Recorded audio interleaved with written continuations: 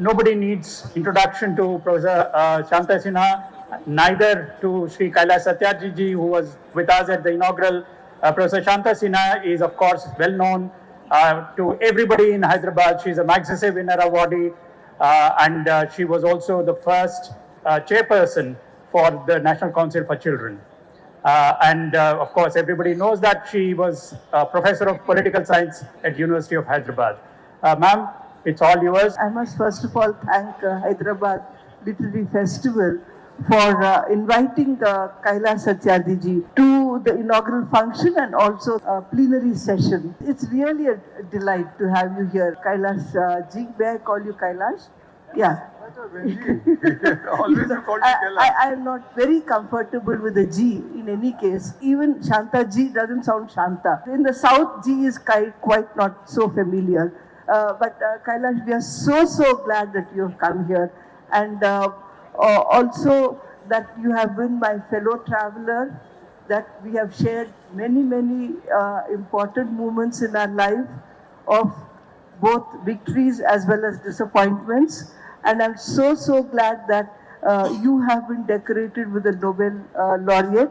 It's really a victory for Kailash, for his team, and for all those who have been working for children and their rights. We own him up as our own and as our only Indian recipient of Nobel laureate who fought for children and their rights. You know, to bring children to the center stage is no easy, and Kailash did that.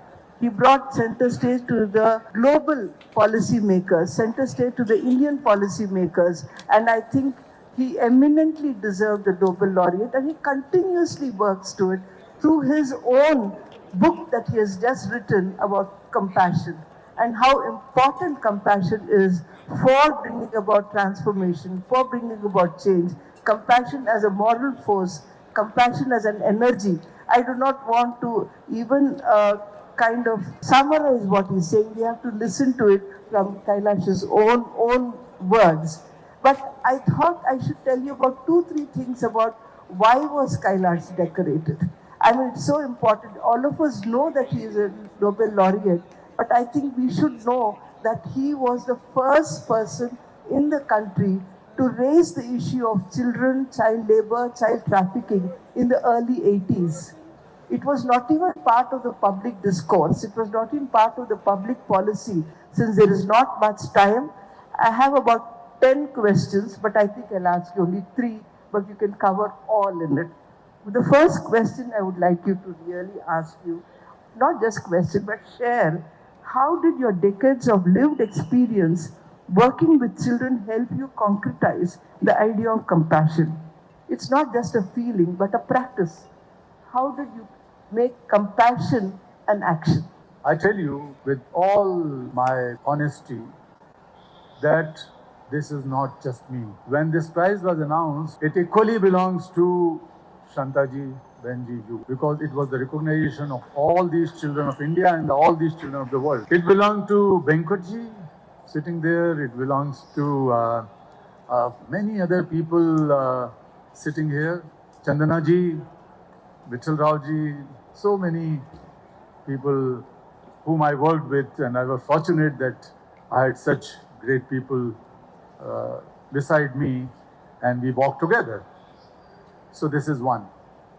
The second thing is that since yesterday when I came here, and every time when I go anywhere, people were very thrilled and excited, taking photographs, autographs, selfies, and say, Kailash, you have done great work, you have amazing, you have been blah, blah, blah, all these things. So my second anecdote is that there was a journalist who was driving in countryside, and he saw that a man was standing in an open field under the scorching heat. So the curious journalist stopped his car and kept on watching this man, then went close to him after 10-15 minutes and asked, sir, what are you doing in this open sky, standing in field alone? He said, don't disturb me. I'm doing very important work. After 5 minutes, he asked again, what is that important work? He said, I am waiting for the Nobel Prize. So the journalist was more shocked and curious. He could not find anything here and there. There was no laboratory, there was no books, nothing to write and read or anything. He said, sir, how are you? How are you waiting for the Nobel Prize? He said that I read in my childhood and heard from people, there's those who are outstanding in their field. Outstanding in their field, they become the Nobel laureates. So I'm outstanding my field and waiting for the Nobel Prize. Shown time, we would have loved to have a longer conversation, but I would like you to sort of give just a couple of lines of hope in the midst of the kind of crisis that we are going through, divisive forces, hatred, disharmony, war, hunger. You know, what gives you that hope, and why do you think that a compassionate world would actually emerge? Just a quick one, and Yeah. maybe I'll have to close after So, that. humans are amazing creature. We are all born with immense power and light. And we have capacity, we have potential to find our way, to find solutions. We can ignite that power. And we have seen in the course of history that we never just sit. Whatever problems are there in the world, the solution is there, and solution is inside us. So the hope has to be ignited. You need not to borrow from outside. We can feel that we are born with that power, that hope. But of course, we have to take initiative. We have to be ready for sometimes some sacrifice. We have to feel for others. All these things are possible, and then the hope will remain. The light is within us. So when I was called to receive the Nobel Peace Prize on the dais, I was supposed to give a kind of acceptance address.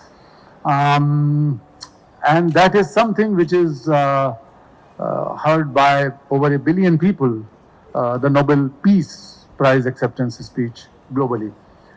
But I lost my speaking points on my paper. And everybody was quite nervous, including the king and queen and the prime minister and several other head of the states and many people sitting and watching there in front of me. And I was smiling. And then a story came to my mind that I share with you.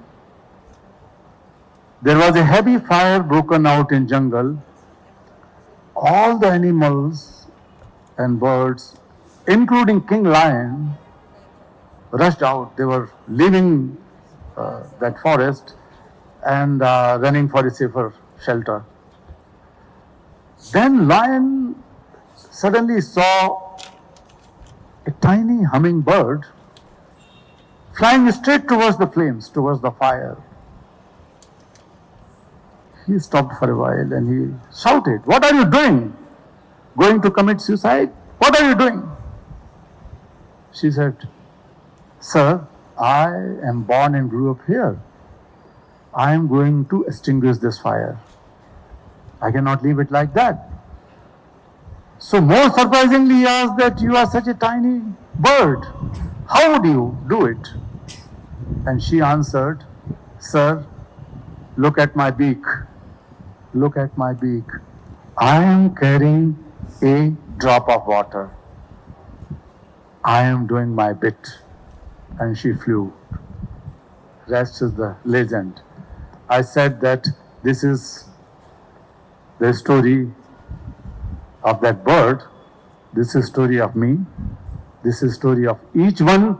Whenever you feel to challenge the wrongs, to challenge the injustices, and have a desire and a resolve and take action to change the situation, that is because of that hummingbird. Not because of that you are rich, you are powerful, you are sitting as the head of a state or whatever. Ordinary person, very common person, when she or he does something to extinguish the fire of hatred around them, the fire of divisiveness around them, the fire of injustices around them, the fire of ruining our Mother Earth, our planet, and we take the responsibility and take action, that is hummingbird. I am here to awaken that hummingbird inside you. Please make this world a better place and safer place. Thank you so much.